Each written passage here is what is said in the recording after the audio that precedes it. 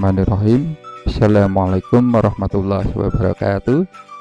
Selamat pagi, selamat siang, atau selamat sore, dan bahkan selamat malam bagi anak-anak yang baru memperhatikan video ini. Sebelum kita lanjutkan untuk belajar bersama, marilah kita berdoa dulu. Ya, seperti biasanya. Berdoa mulai. Selesai. Alhamdulillah, ini Bapak untuk melanjutkan video pembelajaran yang kedua. Mohon maaf dikarenakan banyak sesuatu hal yang akhirnya tertunda, dan insya Allah nanti kita akan ngejar ya, mungkin nanti dalam satu hari 2-3 video yang Bapak share ke anak-anak. Nanti pokoknya setiap di YouTube nanti bisa dilihat, seperti kemarin ada beberapa anak-anak itu langsung melihat di YouTube sebelum Pak Agus share untuk video pada anak-anak. Kita lanjutkan untuk pembelajaran yang kedua pada tema 1, subtema 1.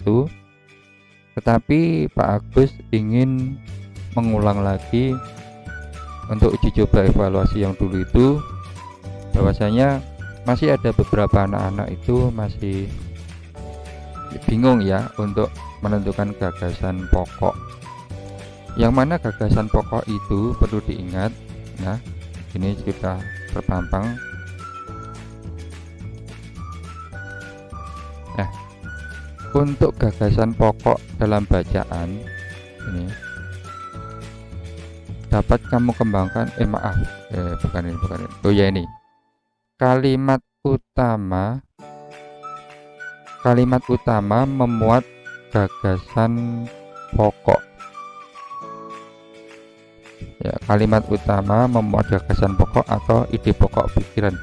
Jadi untuk mencari gagasan pokok, kalau sudah ketemu itu jangan mencari yang lain, karena di dalam kalimat utama, kalau sudah menemukan kalimat utama di awal paragraf kemarin itu, jangan mencari yang lain, kamu turunkan dari situ ya, diingat-ingat. Nah, udah ketemu, sudah betul, kemudian malah mencari gagasan pokok yang lain, kalimat-kalimat yang lain ya, begitu. Kemudian untuk kemarin yang IPA, Pak Agus langsung menanyakan pada pokok bahasan atau materi yang dijelaskan. Generatif itu apa? Perkembangbiakan tumbuhan secara generatif. Nah, ini generatif. Tapi kemarin ada beberapa yang tak kasih soal itu vegetatif ya, ada, karena semua itu sudah Bapak jelaskan. Yang vegetatif itu apa, yang generatif itu apa. Oke. Tapi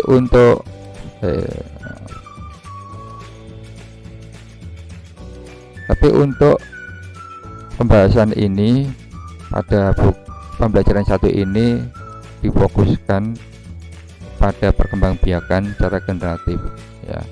Kemudian kemarin yang saya tanyakan itu tentang tanaman jagung ya, sesuai yang sudah Bapak ajarkan. Dan yang Bapak tanyakan kemarin itu tentang bunga jantan dan bunga betina gitu.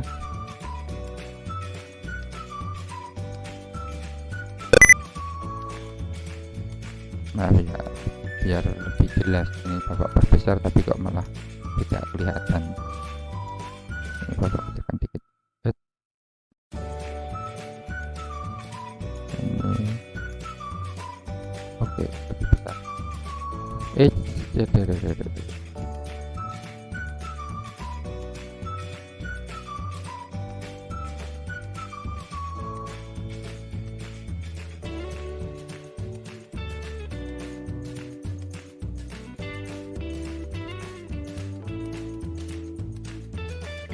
Oke, kita lanjutkan.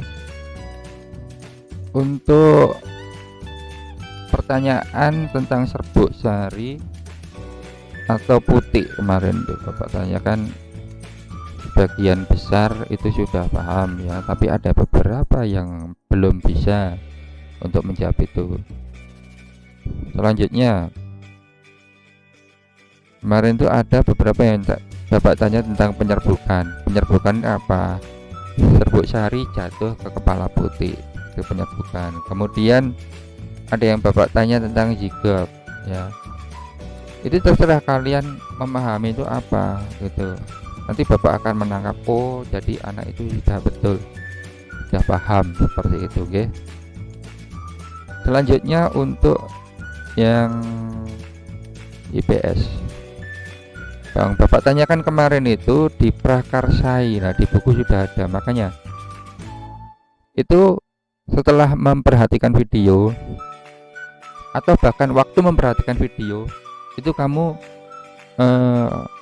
merangkum, nyureti itu sebagai pekerjaan yang bermanfaat bagi anak juga, sekaligus sebagai tugas presensi, sekaligus belajar. Oh sampai sini aku menerangkan. Kalau tidak ya dengarkan dulu, nanti baru dicoret-coret setelah apa namanya, memperhatikan video, boleh ya. Tapi kalau langsung ya lebih bagus, masalahnya nanti bisa diulang-ulang itu.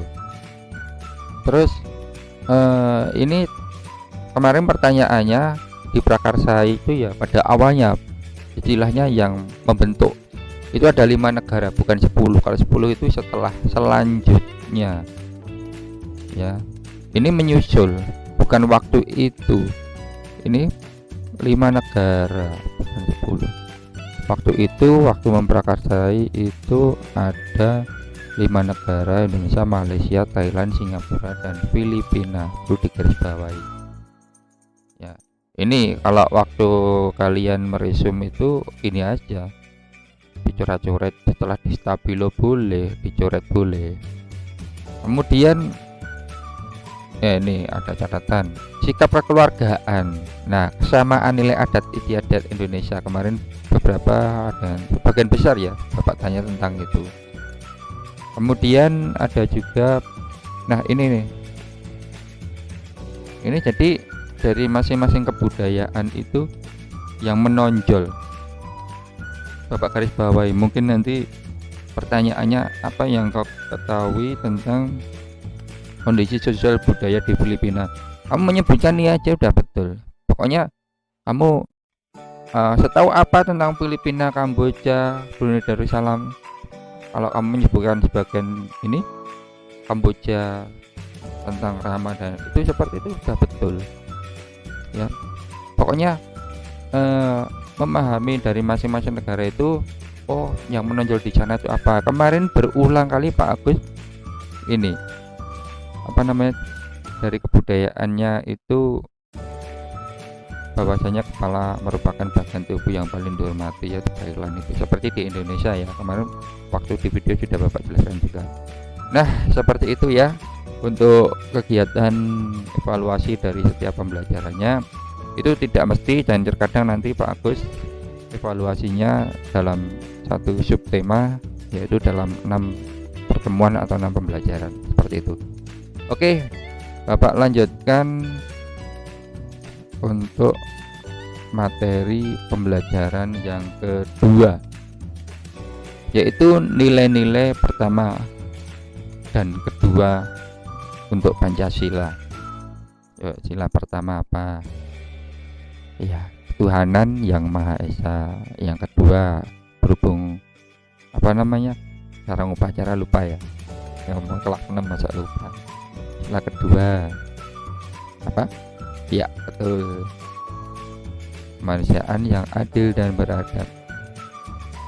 Kemudian ini Bapak lanjutkan, Pancasila itu sebagai dasar negara ya. Pancasila adalah dasar negara. Jadi kalau dasar negara seperti rumah itu pondasinya. Sebagai dasar negara, Pancasila memiliki nilai-nilai dijadikan landasan dalam penyelenggaraan kehidupan penyelenggaraan kehidupan. Jadi kalau kalian bersikap, bertingkah laku dalam kehidupan sehari-hari itu dilandasi dengan Pancasila. Kehidupan berbangsa dan bernegara. Nilai tersebut tercakap dalam setiap sila Pancasila. Nah, dari kelima sila itu mempunyai nilai-nilai yang berbeda-beda, makanya semuanya sudah terangkum. Apapun yang kau lakukan dalam kehidupan sehari-hari itu ada pada kelima sila. Nah, untuk pembelajaran ini kamu akan mempelajari nilai-nilai sila pertama dan kedua dalam pembelajaran yang kedua ini. Untuk nilai sila yang pertama yaitu tentang ketuhanan yang Maha Esa. Nah, dalam pikiran anak-anak itu ketuhanan yang Maha Esa berarti tentang agama, okay? Ini pengakuan dan keyakinan bangsa terhadap Tuhan yang Maha Esa, tentang agama sebagai pencipta alam semesta, sekaligus pernyataan bangsa Indonesia sebagai bangsa yang religius. Ini religius, kalau religius itu hubungannya dengan agama, okay? Kemudian bukan sebagai ateis. Ateis itu yang tidak beragama, ya, atau alias komunis. Maka untuk PKI itu tidak boleh hidup di Indonesia, makanya benar-benar dilawan oleh bangsa Indonesia. Selanjutnya, nilai ketuhanan merupakan jaminan pengakuan akan kebebasan. Lah ini kebebasan tanpa dipaksa. Di Indonesia itu bebas, ya, tanpa dipaksa. Kemudian menghormati kemerdekaan beragama. Nah, ini juga bebas tanpa ada diskriminasi di Indonesia, ya. Alhamdulillah. Selanjutnya kerukunan umat beragama. Disitulah Indonesia itu perlu dicamkan sikap toleransi antar umat beragama. Selanjutnya nilai-nilai luhur sila Pancasila dapat diperinci. Yang pertama, bangsa Indonesia menyatakan percaya dan takwa kepada Tuhan yang Maha Esa. Percaya dulu. Dan di Islam mengajarkan tentang tauhid, ya. Lanjut, manusia Indonesia percaya dan takwa kepada Tuhan yang Maha Esa sesuai dengan agama kepercayaan masing-masing menurut dasar kemanusiaan yang adil dan beradab. Jadi ini kepercayaan masing-masing, ya, sesuai dengan agama dan kepercayaan masing-masing. Apanya?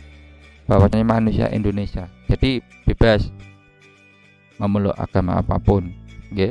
Tanpa ada paksaan, sesuai dengan kepercayaan agama masing-masing. Nah,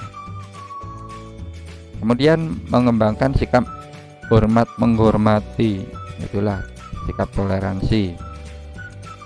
Jadi dengan tetangga kita yang berbeda agama itu juga kita hormati. Dia ada acara Natal, ya kita hormati, tidak istilahnya menghujat, mengganggu dan lain sebagainya. Dan begitu pula dari agama Nasrani ke Islam itu juga menghormati. Terkadang waktu ada kegiatan Idul Fitri dari mereka itu membantu untuk pengamanan, ya, itu saling membantu, saling menghormati dan bekerja sama. Nah, ini tadi bekerja sama antar pemeluk agama. Kemudian membina kerukunan hidup di antara sesama umat beragama, sesama, ya, sesama pun juga harus rukun, jangan malah bersaing satu sama yang lain, itu akan terjadi perpecahan. Kemudian ini sesama umat beragama dan kepercayaan terhadap Tuhan yang Maha Esa. Selanjutnya, agama dan kepercayaan terhadap Tuhan yang Maha Esa adalah masalah yang menyangkut hubungan pribadi. Nah, bahwasanya kalau kita beribadah itu urusannya kita dengan Tuhan yang Maha Esa, dengan Allah Subhanahu wa taala, ya. Bukan antara mereka, bukan. Jadi kita beribadah, kita tuh tujuannya untuk kita kepada Tuhan yang Maha Esa. Bukan. Jadi Islam mengajarkan juga kita ibadah itu bukan untuk mereka. Ingat ya, kalau untuk mereka berarti itu namanya riya. Contoh kita sholat, wah biar dilihat. Ini salah satu contoh ya, biar dilihat, wah aku sholatku sergap lah, seperti tidak boleh. Karena kita itu hubungannya dengan Allah Subhanahu wa taala. Kita dan alhamdulillah di sini kelas 6 semuanya Islam ya. Pak Agus mengajarkan di begini tidak masalah. Jadi untuk kita itu ibadah hanya karena Allah dan untuk Allah, seperti itu ya. Jadi jangan untuk orang lain.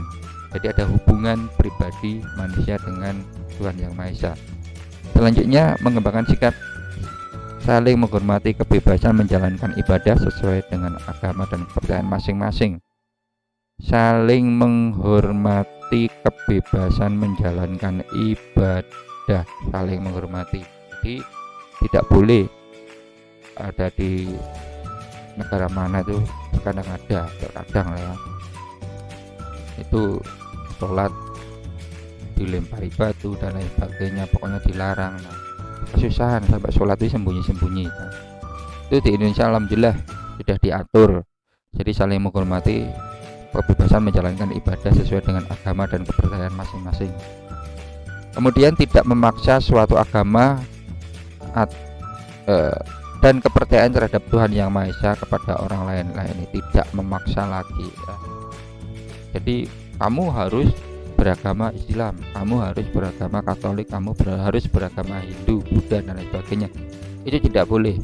Sesuai dengan kepercayaan ya.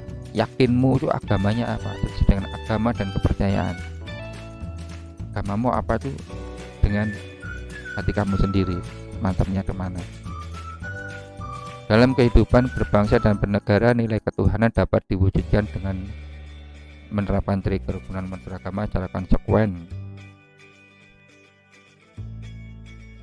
Ya, biasakan saling menghormati antar umat beragama agar tercipta kerukunan. Inilah yang diminta ya, tujuannya itu kerukunan. Karena apa? Karena dalam lambang burung Garuda itu di bawahnya ada Bhinneka Tunggal Ika, berbeda-beda tetap satu. Itulah tujuannya ya, rukun. Karena Indonesia dulu itu kalah dalam peperangan karena adanya perpecahan. Kalau rukun sampai ke depan, insya Allah Indonesia akan semakin maju dan semakin baik. Selanjutnya, nilai sila yang kedua, kemanusiaan yang adil dan beradab. Nilai kemanusiaan mengandung arti kesadaran sikap dan perilaku sesuai nilai moral. Sikap dan perilaku ya, hidup bersama atas dasar hati nurani. Jadi manusia itu makhluk yang berbudi, memiliki potensi pikir, rasa, karya dan cipta. Alhamdulillah manusia dilengkapi ini, makanya manusia itu termasuk makhluk yang sempurna. Melalui potensi yang dimiliki, manusia mampu menilai baik dan buruk. Sebenarnya kalau anak-anak itu tahu itu buruk, sebenarnya hati sudah merespon. Karena apa? Contoh, kalau kalian itu mencuri, pasti ada rasa takut. Nah, itulah hati kalian itu yang menolong. Kalau takut jangan dilanjutkan, karena itu berakibat dosa itu tadi. Ya. Kemudian ini menilai baik dan buruk serta berperilaku memperlakukan orang lain sesuai harkat dan martabat sebagai sesama umat manusia. Nilai-nilai luhur sila kedua Pancasila diantaranya mengakui dan memperlakukan manusia sesuai harkat dan martabatnya ya. Ini manusia sesuai dengan harkat dan martabat sebagai makhluk Tuhan Yang Maha Esa, tidak membeda-bedakan. Kemudian mengakui persamaan derajat ya, sama juga, tidak membeda-bedakan. Persamaan hak dan kewajiban asasi setiap manusia serta tidak membeda-bedakan suku, keturunan, agama, kepercayaan dan lain-lain. Ini sudah diatur juga pada sila yang kedua. Mengembangkan sikap saling mencintai sesama manusia ya. Jadi kita itu dengan yang lain itu saling mencintai, bukan berarti tanda kutip itu ya mencintai itu, tidak ya. Saling mencintai itu kalau dikembangkan itu bisa saling menjaga, saling sesama manusia. Kemudian yang keempat, mengembangkan sikap tenggang rasa atau posliro, ya, menghargai satu dengan yang lain. Kemudian yang kelima, mengembangkan sikap tidak semena-mena terhadap orang lain. Jadi kita itu dengan yang lain pokoknya satu saja yang kalian tanamkan, jangan meremehkan, jangan merendahkan orang lain itu ya. Jadi nanti kalau kalian menghormati, kalian itu tidak akan berbuat semena-mena terhadap orang lain. Sak penake dhewe nek cara Jawa ya. Kemudian yang keenam, menjunjung tinggi nilai-nilai kemanusiaan. Ya, nilai-nilai kemanusiaan. Selanjutnya gemar melakukan kegiatan kemanusiaan. Jadi di sila yang kedua itu lebih banyak ke kegiatan kemanusiaan. Kemudian berani membela kebenaran dan keadilan, Selanjutnya, bangsa Indonesia merasa dirinya sebagai bagian dari seluruh umat manusia. Jadi bukan hanya di Indonesia saja, bahkan itu sedunia ya. Karena ini ada kata-kata bangsa Indonesia merasa ya. Kemudian mengembangkan sikap menghormati dan bekerja sama dengan bangsa lain. Nah, jadi tidak hanya di Indonesia saja, tapi bangsa lain, sikap menghormati dan bekerja sama. Nah, dalam kehidupan berbangsa dan bernegara, nilai kemanusiaan dapat diwujudkan dengan menghargai orang lain berkaitan dengan pelaksanaan hak dan kewajiban. Nilai kemanusiaan juga dapat diwujudkan dengan meningkatkan rasa peduli. Oke, tadi Pak Agus bilang tentang kemanusiaan tadi ya, rasa peduli. Oke, sekarang masuk pada menjelaskan pengertian patung ya, ini tentang SPDP. Bahwasanya untuk pokok bahasan ini menjelaskan pengertian patung dan jenis-jenis patung dan membuat patung. Itu kalian juga setidaknya bisa praktek ya. Sebagai cuplikan, nanti apa yang anak-anak kerjakan nanti untuk tugasnya itu membuat patung dengan bahan apapun sesuai yang ada di sekitar kalian ya. Jadi tidak usah memaksa, nek ora ono clay ya membeli clay. Kemudian kalau tidak ada tanah liat, membuat dengan tanah liat. Pokoknya sekitar kalian tuh apa boleh digunakan, boleh dipakai. Sebelumnya ini Bapak jelaskan dulu, Indonesia itu memiliki beragam jenis tumbuhan. Di Indonesia terdapat ini beragam ya. Terdapat beberapa jenis tumbuhan endemik, yaitu tumbuhan hanya tumbuh di wilayah tertentu. Salah satu tumbuhan endemik Pulau Sumatera adalah bunga bangkai. Ini menjelaskan tentang gambar ini. Ini gambar dari bunga bangkai yang ada di Sumatera. Nah, dari intinya itu bunga bangkai sampai diwujudkan dengan patung.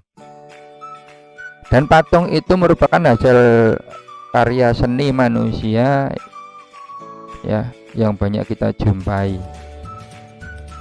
Namun apakah kamu tahu pengertian patung? Dan patung itu bisa juga sebagai simbol kalau daerah tersebut pernah ada yang berjasa seperti itu, nanti dibuatkan patung. Untuk patung sendiri itu apa? Patung sendiri dibedakan menjadi dua ya, yaitu bisa relief dan patung lepas. Relief itu tidak berdiri sendiri, tetapi melekat pada dinding sehingga hanya bisa dinikmati atau dinilai dari arah depan saja. Kalau kalian melihat itu pada patung relief candi, nah seperti lukisan tapi menonjol karena itu pahatan-pahatan melekat pada dinding. Nah ini seperti di dinding candi, dari arah depan saja. Nah, kalau dari samping udah nggak kelihatan. Sebaliknya patung lepas ya, patung lepas itu patung berdiri sendiri, tidak terikat pada latar belakang atau bangunan. Nah, contoh seperti ini, patung lepas. Jadi bisa dilihat dari sana, dilihat dari sana, tanpa ada background apapun, ya. Bisa dilihat dari segala berbagai arah. Nah, itu patung sendiri ada dua, patung lepas dan patung lepas dan relief. Kemudian bahan membuat patung ada yang terbuat dari kayu, batu, lilin, bahkan bongkahan es dan lain sebagainya, banyak sekali. Dan di sini dibagi menjadi 4. Ingat, patung itu bahannya dibagi menjadi 4, dari paling lunak sampai paling keras, bahkan cor. Ada yang bahan lunak, ini mudah, ciri khasnya itu lunak, mudah dibentuk. Nek cara Jawa niki empuk, ya, mudah dibentuk.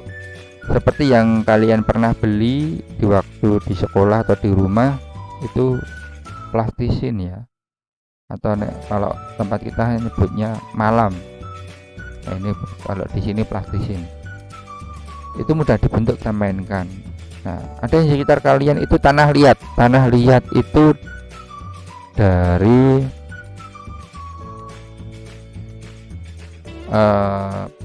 sawah yang teksturnya itu keras, berbeda dengan lumpur, ya. Lumpur itu lembut kalau dikasih air. Kalau tanah liat dikasih air ya tetap keras seperti itu. Hanya saja nanti bisa diencerkan, bisa. Nah, itu dalam kehidupan sehari-hari bisa dibentuk untuk pembuatan genteng, gerabah, dan lain-lain. Kemudian adanya lilin juga. Pernah lihat lilin tak? Ya, seperti itu.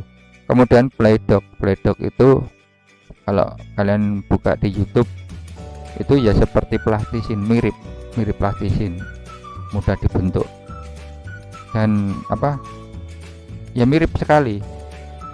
Itu tidak mengotori tangan, seperti itu.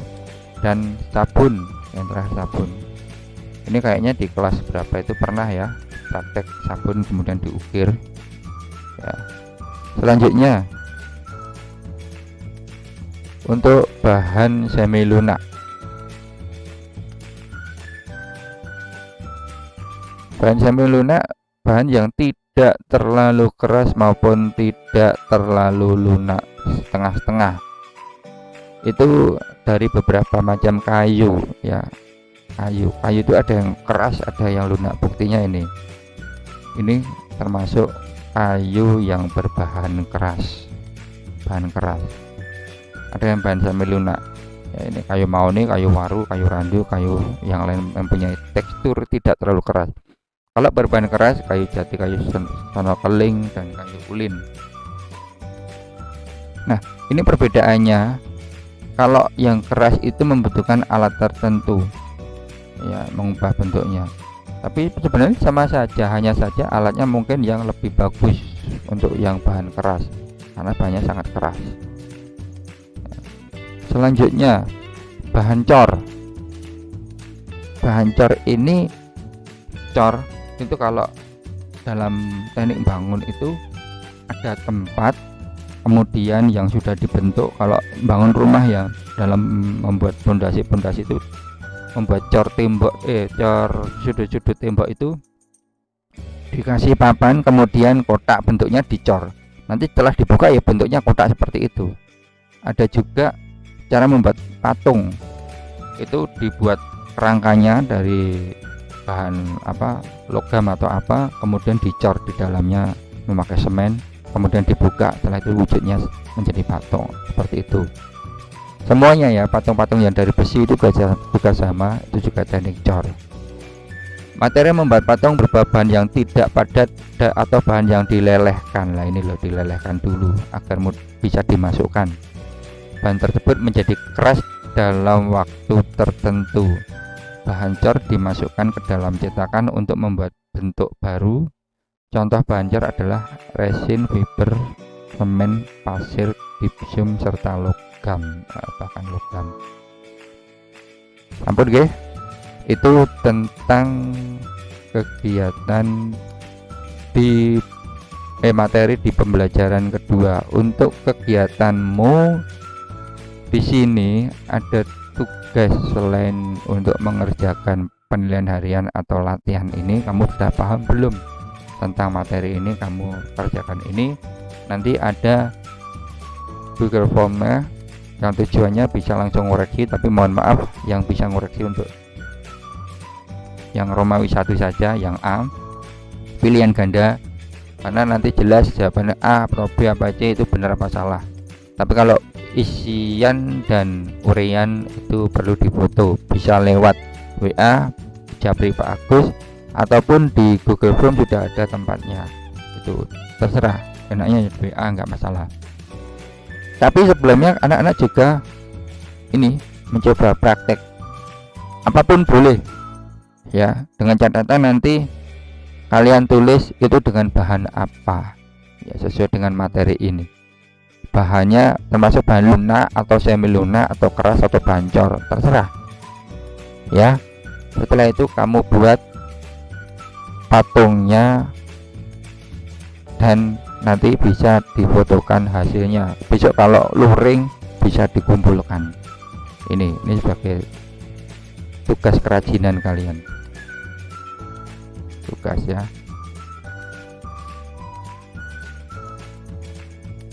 Nah, selanjutnya untuk evaluasi tetap sama, kalian kerjakan ini soalnya. Perhatikan bagi yang belum menerima buku, nomor 1